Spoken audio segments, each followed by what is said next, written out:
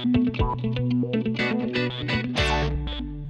to the Smart Connector, a podcast for entrepreneurs who put people first. If you haven't done so already, hit that subscribe button to make sure you never miss an episode. In our podcast, we'll be looking at the power of authentic connection and how it can build your business success. We feature interviews with leading entrepreneurs and offer strategies to bring power to all your relationships, including the one you have with yourself. Be a smart connector too, the architect of your amazing business and life.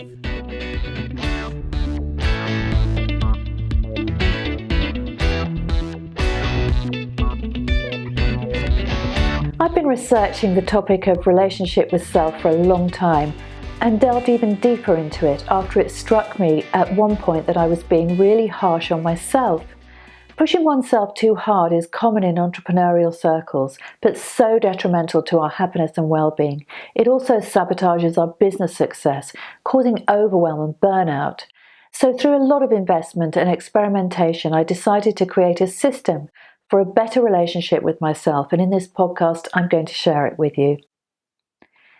If you're an entrepreneur, you'll probably already be aware of how critical the relationship with yourself is. In my view, it actually goes beyond mindset and incorporates daily habits, rituals, and permissions that work in synergy to make you the most inspired and contented version of yourself, no matter what else is happening all around. This is really the first step to becoming a smart connector, the architect of your amazing business and life, because if the relationship with yourself is fraught, you won't be able to connect authentically with others or inspire them. You'll be too riddled with shame and busy trying to hide the person that you truly are.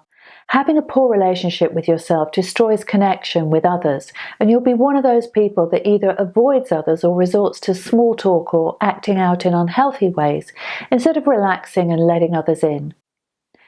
I've done an awful lot of mindset training and I've been right on top of the self-talk for a long time now. I absolutely know how to reframe negative self-talk and say the right things to turn my mood of sadness or despair to a mindset of inspiration and limitless possibility. I've practiced these techniques since my cancer diagnosis and treatment a few years ago, when I felt I had no other option than to master them, because the first thing that happens when you're hit with a cancer diagnosis as serious as mine was that you believe you're going to die. And if you don't address this, you'll spend your entire life in a state of misery and fear. For me, the worst thing about this was that I had 3 young girls whose fathers were not very present for them. The thought of not being there for them as they grew up began to torment me daily. I also had many checks, operations, tests and scans to undergo, and had I not worked really hard on my mindset, these would have driven me mad with worry and fear. In the months after my treatment, I attended a few workshops for women who were also struggling with the aftermath of a cancer diagnosis and treatment. The majority of them had caught it early and their prognosis was excellent. Yet I saw how some of these women were completely unable to move on with their lives. They gave up their jobs and careers. They aged visibly and stopped bothering with their appearance. They acted like they only had a few months to live, when in fact nothing was further from the truth. And guess what? Research shows that what you believe has a tendency to come true. So if you walk around with a mindset of fear, the universe is likely to step up and offer you the real experience, so you don't have to waste your time in endless rehearsal. Your beliefs and what you tell yourself are so important, and it's actually quite easy to change them. So one of the things I did was make the decision to live by faith, which I still do. I developed a technique I call shrinking time, which is a bit like mindfulness. It means the tougher the day gets, the more moment-to-moment living and gratitude I bring to the picture. I learned to put down worry and fear, to focus on all the tiny things I'm grateful for, and to repeat affirmations. Whenever I find myself in that negative spiral, especially if it happens at night, I just start repeating these and they have an almost magical effect. It's like white noise coming into the picture, a pattern interrupt that brings me peace. I also have faith in God, which some people call a higher power, or the universe, which gives me a powerful belief that no matter what happens, it's for the right reason at the right time, and it's unfolding in the right way to make me a better version of myself. The biggest lessons pave the way for our biggest triumphs, as long as we trust the process and receive the wisdom it contains. But I'm someone who aims really high and I want a lot for my life, so I felt more was needed for me to make that shift to the best possible relationship with myself.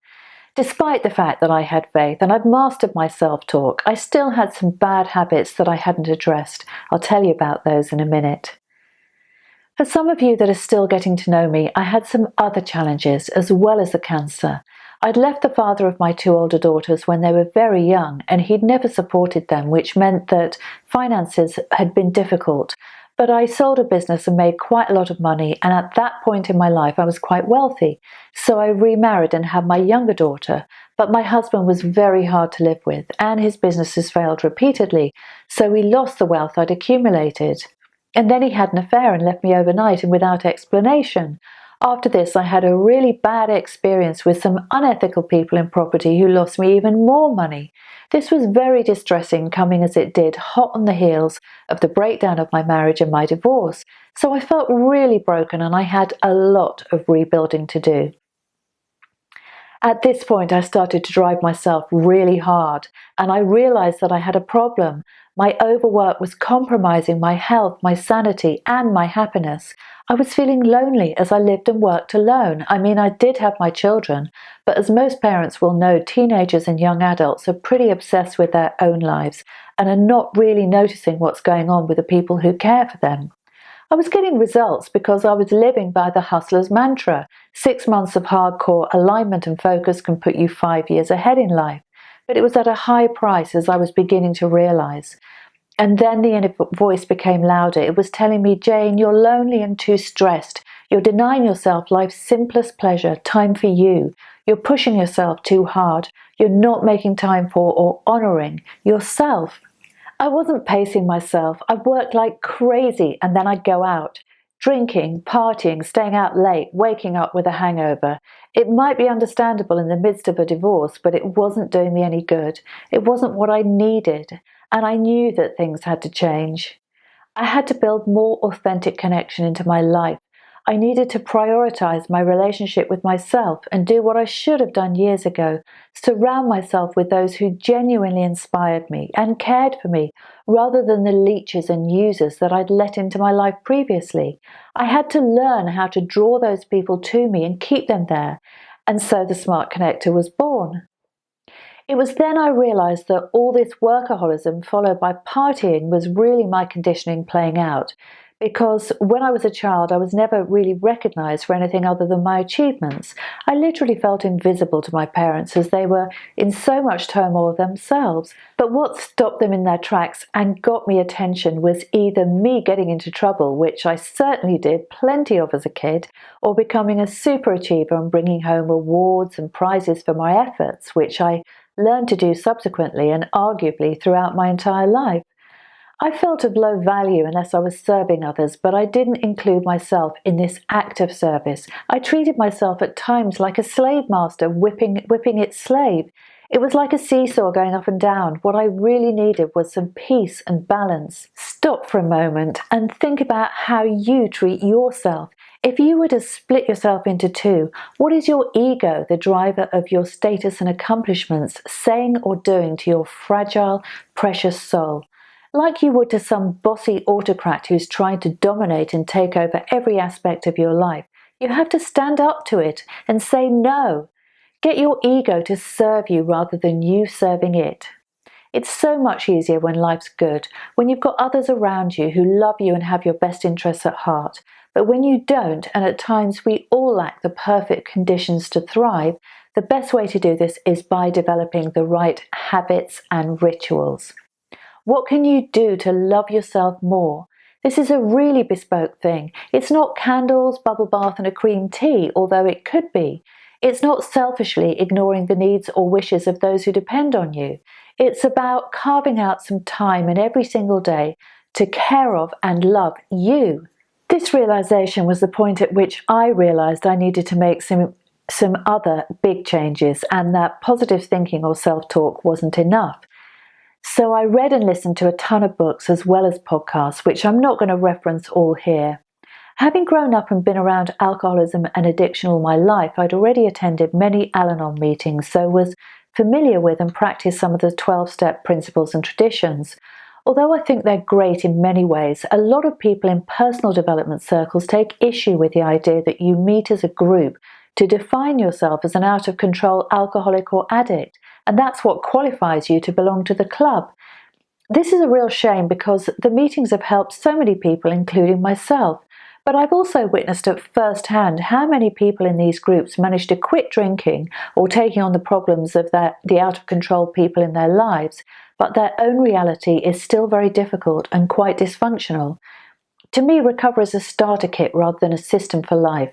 I believe authentic connection with self and others needs more than just adhering to these very valuable principles.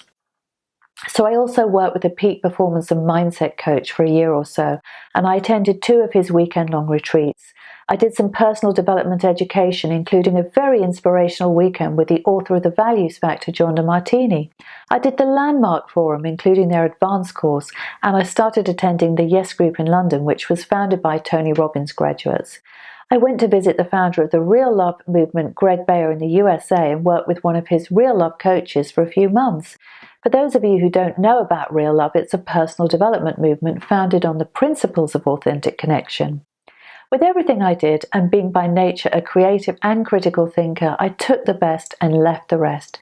And today I have a system that truly honors my intrinsic humanity and relationship with myself, rather than just facilitating mindset, which I see simply as a way of eliminating the negative self-talk that sabotages success.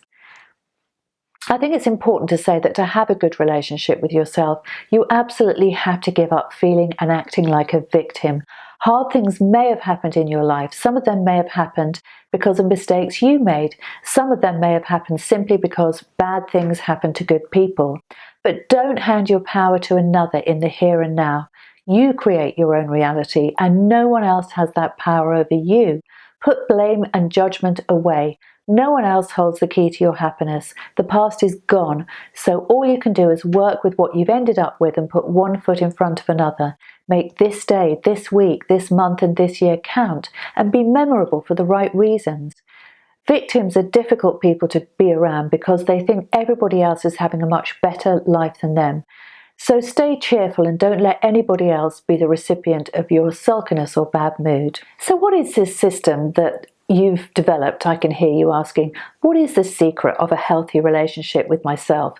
Well, before we go any further, let's just say that I'm not a guru. I don't believe in gurus. I'm just someone who had a need to get this right and put a lot of time, effort, and attention into finding the answers. So if my system offers you a shortcut, I'm delighted to be of service. Some people have developed a great relationship with themselves that evolved quite naturally. If you were brought up in a family where you felt valued, respected, and heard, then you're far more likely to be instinctive around these things. You're going to be more able to balance your life and incorporate the things you enjoy into it without guilt or conflict. For others, it's not so easy. Some of us have to react and recalibrate every day, and I'm one of those people. So here's what I do, and here's something you can try too. So first off, I take care of my body and physical energy. Simply, I exercise every day, even if it's only a long walk with a dog, and I aim for 5 to 7 portions of fruit or vegetables too. I take a high quality supplement and I exercise daily. I very rarely get ill. The last time I even had a cough or cold was 18 months ago. And so my immune system must be strong. But this is the result of conscious choice. Neither diet nor my exercise habits are perfect. It takes conscious effort to consume 7 portions of fruit or vegetables a day and the time to walk and exercise. But it does mean that I have higher energy and look and feel better than many other people my age. I credit these daily habits to keeping me cancer-free and contributing to a better mental and emotional state too. Once you commit to a daily habit, it tends to stay. So if you define yourself as someone who eats right and exercises daily, then that becomes a habit and how you define your relationship with yourself. Second, I have a morning meditation routine. I developed this after reading Psycho-Cybernetics by Maxwell Maltz, which is quite a heavy read, but a very good book. And this states that our self-image is not fixed and can be changed by adjusting our internal operating system. He says that whatever goal we have in mind, our brain and nervous system will steer us towards it. Happiness is a mental habit that can be practiced, so meditate and get into that feeling state. He recommends daily meditation in which you practice visualization, picturing your life exactly the way you want it to be. You can do this to truly experience the feeling of abundance. You can recreate the feeling on Christmas morning when all the hard work and preparations are done. A luxuriant feast lies ahead. The house looks pretty with twinkling lights. The wrapped presents are under the tree ready to be opened. Or you might want to experience the deep warmth of lying in the sun's rays on a wonderful beach, the warm Caribbean Sea lapping at your toes. You can take it further. For example, you can imagine you're walking around the house of your dreams, or laughing and cuddling the person of your dreams. The idea is simply to experience the feeling and a future where life is abundant and everything has worked out perfectly. When you're in that peak state, you can even ask yourself how you got there and meditate on all the things you did to get to that happy place. You can also tell yourself things like, I'm unstoppable, my world is full of limitless possibilities. Soon you'll find you can sum up that feeling more easily, and not just when you're meditating. That's when you know the operating system is resetting itself. So always remember, you are the energy you'll attract. So this is about changing your vibrational state from one of fear to one of abundant joy. The next thing I do is stop working at least 90 minutes before bed. This is my time to relax and do whatever I like. Watch TV, read, talk to friends, anything that brings my day to an end in a way that only I choose. This is the time when I don't have to please anyone except myself. Before I go to sleep, I give thanks for 3 things I'm grateful for and reflect on 3 things that went well or that I did well in that day.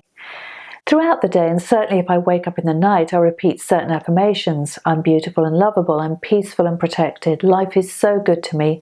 Everything I need and want is in my life right now. Finally, one of the best ways we can have a great relationship with ourselves is to respect our need for authentic connection and to practice it.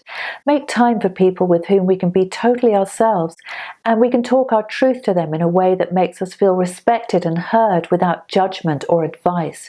This will be the subject of future podcasts. So that's it. I hope you've enjoyed this podcast on your relationship with yourself, and I look forward to seeing you on the next one.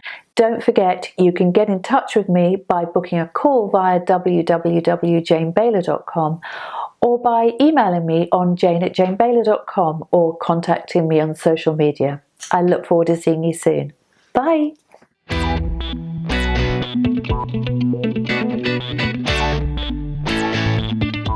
Thank you for listening to the Smart Connective podcast. I invite you to follow me on social media or go to www.janebayler.com to book a discovery call and learn about our exciting mentorships, masterminds and retreats.